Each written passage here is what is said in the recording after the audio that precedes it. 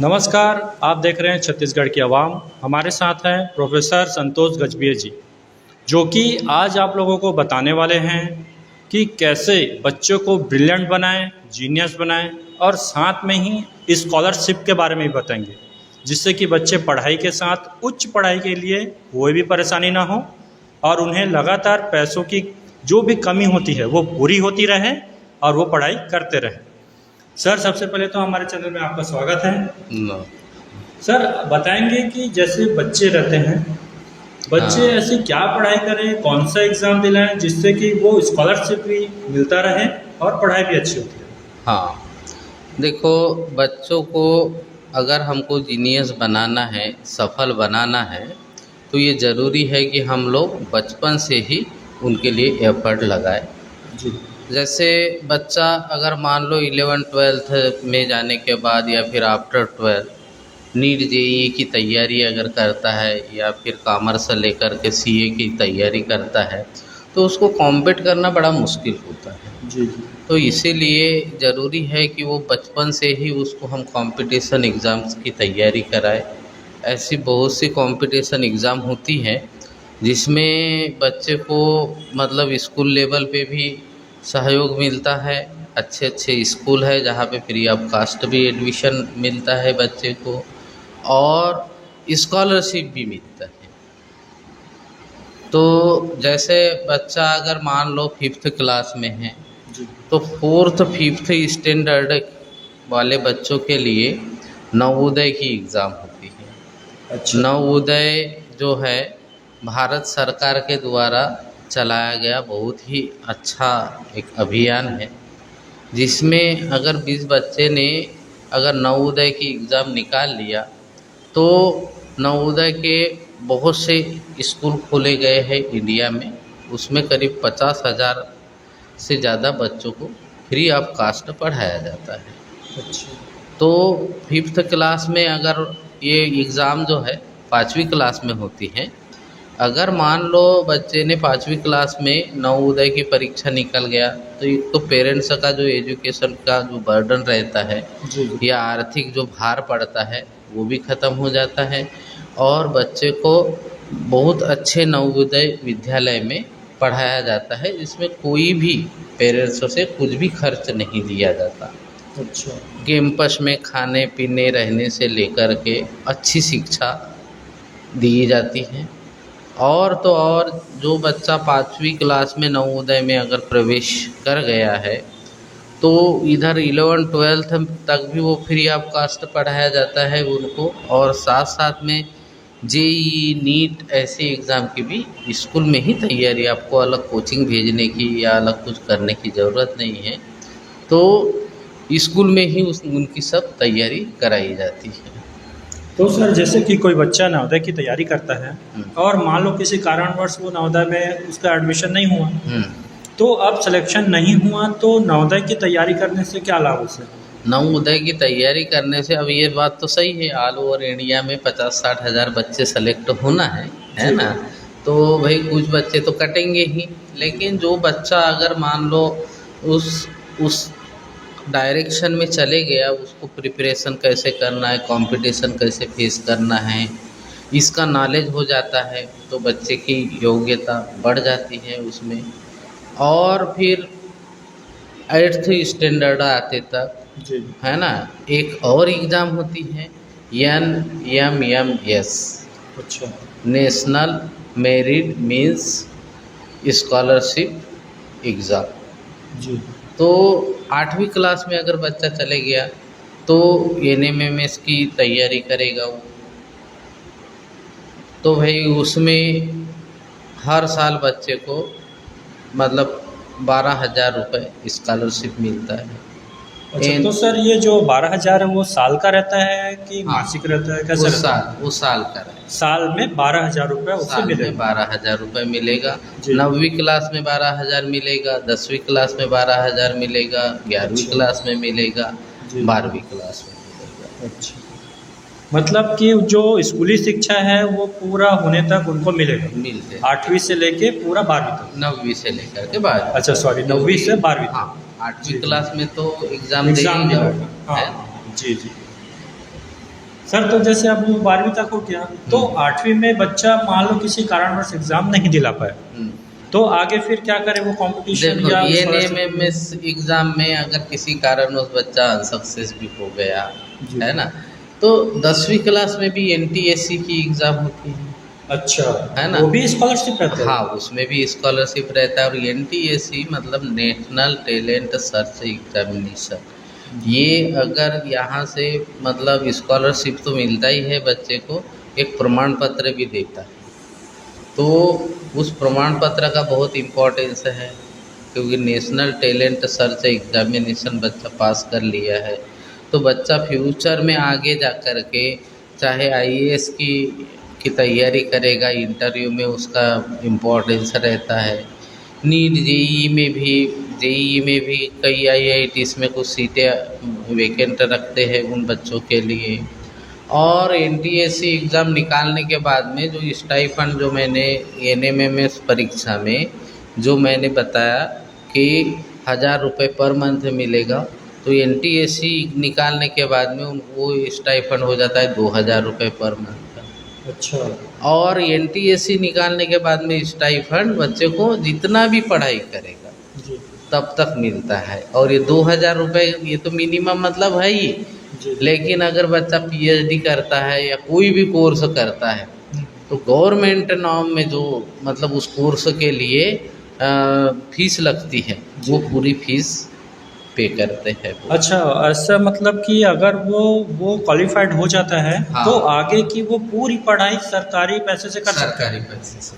बहुत अच्छी बात है ये उसको तो। फॉरेन भी अगर जाना है पीएचडी करने के लिए लाखों करोड़ों रुपए का भी खर्चा आता है, जी। तो भी मतलब पूरा मिलेगा। अच्छा, तो अगर बच्चा क्वालिफाइड हुआ तो वो विदेश जाकर भी स्कॉलरशिप में पढ़ाई कर सकता है? हाँ, स्कॉलरशिप में पढ़ाई कर सकते हैं। अच्छा, ठीक ठीक ठीक। सर जैसे कि और इसके आगे जैसे मान लो वो भी क्वालिफाइड नहीं हो पाया, तो और आगे कोई एग्जाम? नहीं, देखो एमएनएनएस और एनटीएससी इनका पैटर्न लगभग सेम रहता है। अच्छा। और इतना प्रयास करने के बाद में बच्चा किसी ना किसी एग्ज़ाम में क्वालिफाइड हो ही जाता है। जी। अब बच्चा मान लो 10th क्लास के बाद आपका नीट जेईई की प्रिपरेशन करता है, सीए की प्रिपरेशन करता है, जी। तो उसमें भी बच्चे का टैलेंट बढ़ जाता है। जी। ये सब कंपटीशन देख के, कंपटीशन की तैयारी करके उसका टैलेंट बढ़ जाता है, तो नीट जेईई की परीक्षाएं भी वो बड़े आसानी से फिर कॉम्पीट कर सकता है। मतलब कि ये है कि अगर वो बच्चा नवोदय की तैयारी करता है तो कहीं ना कहीं वो कंपटीशन एग्ज़ाम की ओर अग्रसर हो जाता है। हाँ, और देखो वो नवोदय तैयारी की- करते हुए आगे बढ़ते हुए वो बड़े जो कंपटीशन एग्ज़ाम है उसको क्वालिफाइड कर सकते हैं। हाँ, उसको qualify। अच्छा सर, इसमें जैसे कि क्वालिफाइड मान लो नहीं हो पाते हैं, तो और कोई ऐसा क्षेत्र है जिसमें उनको लाभ हो, या और ऐसा क्या लाभ होगा? देखो बच्चा अब कंपटीशन की प्रिपरेशन करेगा तो उसका मेंटल लेवल बढ़ जाता है। जी। जैसे मान लो 5th क्लास में ही बच्चा नवोदय की अगर तैयारी करता है तो 4th स्टैंडर्ड 5th स्टैंडर्ड का तो पूछा ही जाता है, लेकिन उसके साथ रीजनिंग एप्टीट्यूड भी उसका स्ट्रांग हो जाता है। अब वही चीज़ें जैसे फिफ्थ वाले बच्चों को 5th लेवल का पूछेगा, फिर 8th में थोड़ा सा लेवल बढ़ जाता है, फिर 10th में थोड़ा सा लेवल बढ़ जाता है। अगर बच्चा इन एग्ज़ाम्स की तैयारी नहीं करता और वो डायरेक्ट जा कर के आगे कॉलेज भी कर लेगा, फिर वो एसएससी हो या फिर पीएससी हो किसी की भी तैयारी करता है, तो उन चीज़ों को तो नया नया देखता है ना। रीजनिंग एप्टीट्यूड तो सभी एग्ज़ाम में आता है। जी जी। अच्छा, मतलब कि यह है कि अगर वो इन छोटी छोटी तैयारियां आरंभ कर दे हाँ, तो कहीं ना कहीं उससे बड़ा लाभ आगे जाकर मिलना तय है। कहीं ना कहीं नहीं, बिल्कुल 100% जी, उन जी। बच्चों को मिलता ही है। बल्कि ऐसा हो सकता है कि जो बच्चा नवोदय की तैयारी करे, अब नवोदय की एग्ज़ाम 9th क्लास में भी होती है, जी। लेकिन उसमें सीटें कम रहती है। जी जी। मतलब जैसे एक बार अगर मान लो 52,000 बच्चों को ले लिया, जी। अब उन 52,000 बच्चों में कोई बच्चे का मेडिकल इश्यू हो गया या किसी बच्चे को कुछ प्रॉब्लम हो गया तो 100, 200, 300 बच्चे ऐसे ही मतलब छोड़ देते हैं इसको। तो उन बच्चों की वैकेंसी रहती है, उसको फुलफ़िल करने के लिए 9th क्लास में एग्ज़ाम होता है। अच्छा। उसमें भी अपेयर हो सकता है बच्चा, अगर 5th क्लास में उसका नहीं हुआ तो।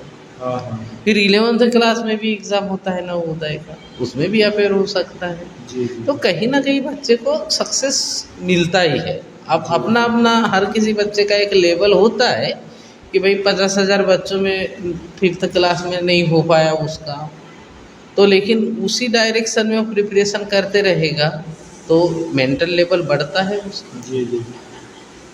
सर तो जैसे कि अभी तक आपने बताया कि स्कॉलरशिप बच्चों को मिलता है, वो अगर क्वालिफाइड होते हैं, हाँ। बट क्वालिफाइड होने के लिए वो क्या ऐसी तैयारी करें जिनसे वो जीनियस बने? अब उसके लिए तो उस पर पर्सनली कांटेक्ट कर सकते हैं। इनका पूरा डिटेल सिलेबस क्या आता है, एग्ज़ाम पैटर्न क्या होता है, कैसे क्वेश्चन पेपर आता है, ये सब चीज़ें हम गाइड करते हैं बच्चों को। जी। तो सर अभी आपने जो इतनी सारी जानकारियाँ दी, वो कहीं ना कहीं बच्चे देखेंगे और ज़रूर उसकी तैयारी करेंगे जिससे कि वो क्वालिफाइड हों और स्कॉलरशिप के पात्र बनें। अभी आपने बताया कि बच्चा 8वीं भी पास हो जाएगा, 10वीं भी पास हो जाएगा, बट वो 10वीं के साथ में वो पास होने के बाद वो कंपटीशन का एग्ज़ाम तो तैयारी रखेगा ही, और वो ऐसा क्या कर सकता है जिससे वो और जीनियस हो, आगे भी तरक्की करे? हाँ, देखो ये जो एग्ज़ाम होती हैं जैसे नवोदय भी है ना, कई लोगों में ये अफवाहें भी रहती है कि नवोदय में हो गया तो नौकरी मिल जाएगी तुमको। मतलब नवोदय में एक एजुकेशन अच्छा मिलता है, नौकरी नहीं देता नवोदय में। जी। वैसे ही एनएमएमएस एग्ज़ाम में भी अगर बच्चे का हो गया तो वो स्कॉलरशिप देता है, नौकरी नहीं देता। जी। एनटीएसी भी स्कॉलरशिप देता है, नौकरी नहीं देता। अब इसके लिए बच्चे का मतलब 11th क्लास से जैसे फिर वो अपना एक स्ट्रीम सेलेक्ट करता है, मान लो मैथ्स ले लिया, बायोलॉजी ले लिया, जी। तो मैथमेटिक्स वाले बच्चे 11th के साथ साथ में जेईई की तैयारी करें। जेईई की एग्ज़ाम होती है आईआईटी में, एनआईटीज़ में जाने के लिए। जी। इन अच्छी बड़ी कॉलेजों में जाने के बाद में फिर जॉब की कोई दिक्कत नहीं रहती बच्चों को, कैंपस सिलेक्शन हो जाता है। फिर आगे भी मतलब बहुत सी एग्ज़ाम्स होती है जो मतलब आईएएस, यूपीएससी जो कंडक्ट कराता है, ऐसी एग्ज़ाम होती है, उनको लेके वो बहुत अच्छे पोस्ट में जा सकता है। जी। उसी टाइप से नीट की भी एग्ज़ाम होती हैं जी। बायोलॉजी वालों के लिए। तो नीट की अगर प्रिपरेशन करेगा 11th-12th में बच्चा, तो वो 11th-12th के साथ साथ पूरी तैयारी हो जाएगी उसकी, और मेडिकल में हो जाएगा। अब एमबीबीएस अगर बच्चा कहीं करता है तो भाई उन बच्चों के लिए मतलब जॉब की प्रॉब्लम फिर नहीं रहेगी। जी। जी। उसके साथ ही अगर बच्चा मान लो आगे, ये तो हो गए डॉक्टर इंजीनियर बनने वाली बात, बच्चा अगर आईएएस बनना चाहता है, कलेक्टर बनना चाहता है, तो वो जीनियस हो चुका है, इतना कंपटीशन मतलब ये कर चुका है, तो बहुत आसानी से वो आईएएस भी बन सकता है। मतलब इन सब चीज़ों की 5th क्लास से ही तैयारी अगर वो करता है तो वो फिर दुनिया के हर किसी चीज़ को वो कॉम्पीट कर सकता है और सफल हो सकता है। जी। जी। बहुत बढ़िया सर, आपने ढेर सारी जानकारियाँ दी जिससे कहीं ना कहीं बच्चों को लाभ भी होगा, और वो कंपटीशन एग्ज़ाम की तैयारी बचपन से करें ताकि बड़े होकर कोई भी एग्ज़ाम उनके लिए भारी ना रहे। सर बहुत बहुत धन्यवाद। धन्यवाद। Okay sir.